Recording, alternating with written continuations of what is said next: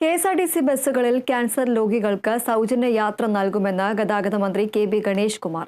Cancer ചികിത്സയ്ക്കായി ആശുപത്രിയിലേക്ക് പോകുന്നവർക്കാണ് സൗജന്യ യാത്ര.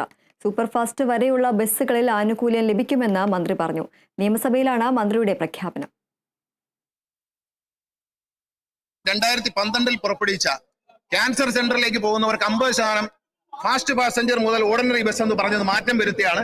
സൂപ്പർ ഫാസ്റ്റ് മുതൽ താഴോട്ടുള്ള എല്ലാ ബസ്സുകളിലും ക്യാൻസർ രോഗത്തിന്റെ ചികിത്സയ്ക്കായി മലബാർ ക്യാൻസർ സെന്ററിലും തിരുവനന്തപുരത്ത് RCCയിലും മറ്റേത് ആശുപത്രിയിലേക്കും കേരളത്തിൽ യാത്ര ചെയ്യുന്ന റേഡിയേഷനും കീമോയ്ക്കുമായി യാത്ര ചെയ്യുന്ന രോഗിക്ക് സമ്പൂർണ്ണ സൗജന്യം KSRTC നൽകുന്നതായിരിക്കും. സമ്പൂർണ്ണ സൗജന്യം.